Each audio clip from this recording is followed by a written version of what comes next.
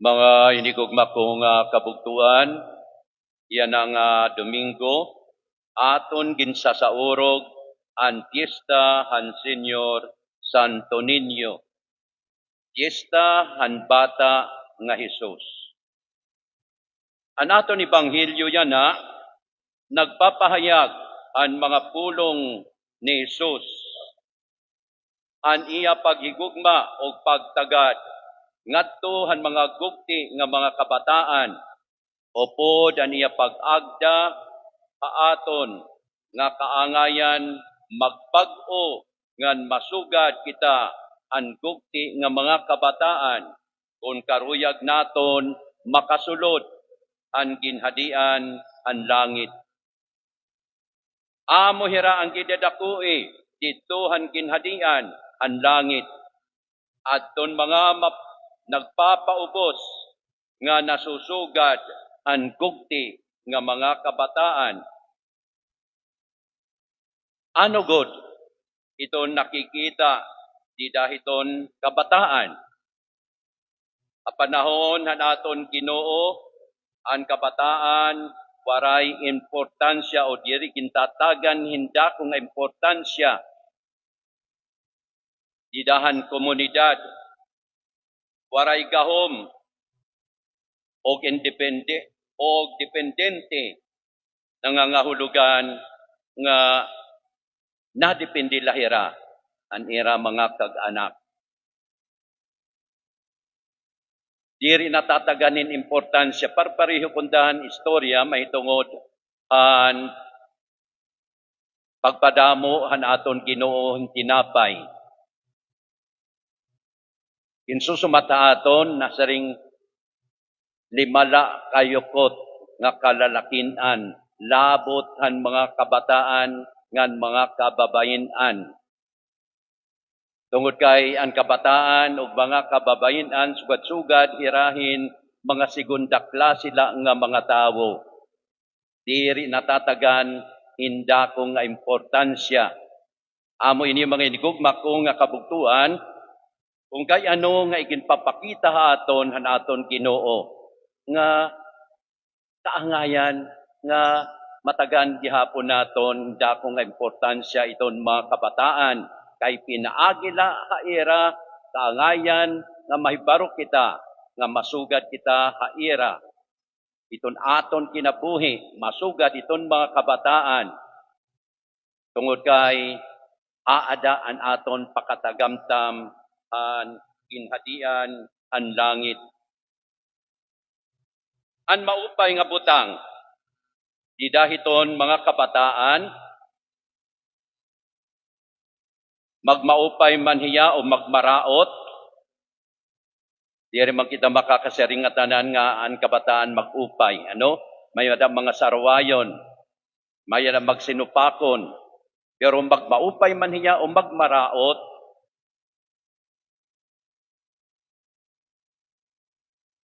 aada an ira pagkadependente na depende lahira an ira mga kag-anak na depende lahira an ibang mga tawo. Magmaraot man hira nga kabataan diri gud hira nakakahunahuna nga mabubuhi hira aira la kalugaringon dayuday nakapit gud hira aira mga kag-anak tungod kay maaram hira nga diri hira mabubuhi unwaray an ira mga kag-anak. Sang ditungod din mga inigugma ko nga kabugtuan kung ikakadanaton hiton aton Kristohanon nga kinabuhi kadiin anaton nga haw Ginoo Kristo nagaagda aton nga paangayan nga masugad kitahin mga kabataan. Kaya kamatuoran nahimo kita nga mga anak han Dios. Sanglit kung mga anak kita han Dios, mga kabataan han Dios, kaangayan nga aada an aton pagsarig an aton Ginoo. Na depende la kita han aton Ginoo.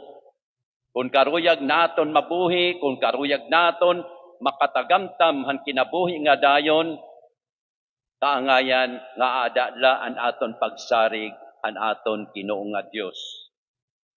Amo ini kung kayano nga iginahatag aton ining nga pagturunan, ini nga pagkabataan aton Ginoo. Aton yan ang panahon nga aadain kompetisyon, pagtalinguha nga makakuha kitahan giupayi og ang gahom. Ini nga tanan mga inigugma ko nga kabuktuan makakahimo in pagdaraha aton nga maging mga arogante, mga mapahitason. Aton pagka-arogante o pagka mapahitason, naabat kita nga diri na kita nanginginahanglan an iba. Naabat kita nga pwede na kita maglugaring. Ugan maraot pa mga inigugma ko nga kabugtuan, diri na kita nanginginahanglan an Dios. Tungod kay an gahom, madali naton maabot, naguhuna-huna kita nga diri na kita nanginginahanglan an aton mga kabugtuan, diri na kita nanginginahanglan an ibang mga tao. Mahihimo na naton an nga tanan. Tanglithin upaman iton aton sasarigan, kundi iton aton kalugaringon. Para aton nga mga Kristiyano, kung mayada man kita mga katigayunan o mga gahom, diri unta kita madara ngadto in paghunahuna nga libre na kita o independente. Bisan kun mayda kita gahom o katigayunan, kaangayan nga magpabilin lagi hapon kita nga dependente didahan Dios. Waray naton mahihimo kun diri kita kaupudan Dios, o waray naton mahihimo kun bulag kitahan Dios. Ang Fiesta han Senyor Santo Niño,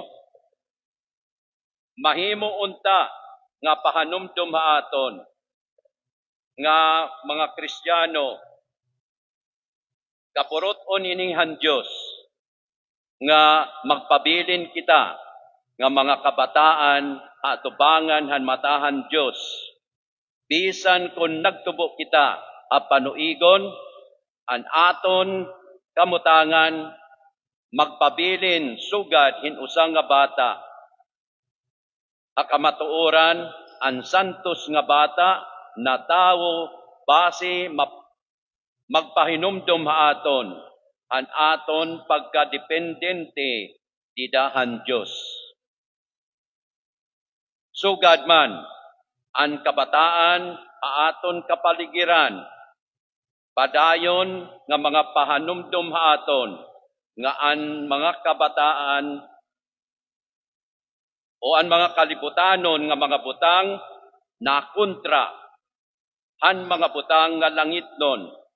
Bisan kung maida kita mga katigayunan, kinahanglan nga dayuday abaton naton ang panginginahanglan, ang probidensyahan Diyos, ang panginginahanglan, ang panginanohan Diyos sa aton. Bisan mayda naton gahom, dayuday magpabilin kita nga waray gahom haatubangan an aton Ginoo nga Dios. Mga magluya kita nga mga tawo, mga magpakasasala kita nga mga tawo. Nanginginahanglan kita hinmagdaralwas. Wara iba nga magdadara aton ngadtuhan katalwasan kundi an aton Ginoo. Na depende la kita haiya. Kita nga tanan mga anak kan Dios. Ug an aton mga gawi atubangan han Dios, kaangayan sugad an kanan mga kabataan. Diri kita makakaglugaring. Kaangayan nga ada an aton pagsarig an aton Ginoo. Inanhila an aton Ginoo tungod hindi nga aton kamutangan. Sering pa di dayton Ebanghelyo ni San Juan. Dako gud ang pagigugmahan Dios ang kalibutan. Adiri niya karuyag nga ang kalibutan magpabilin didahan karatan, didaha kamatayon. Iya lugod ginpadara ang iya bugto nga anak. Natawo an iya bugto nga anak. Nagpaubos, nagpakita ang iya pakigusaha aton. Ang tungod han iya dako nga paghigugma aton. Iginhalad pa niya ang iya kinabuhi para aton nga tanan. Sang lididahin nga pagkabata naton Ginoo, iginpapakita aton. Nga kaangayan kita masugad ang aton Ginoo.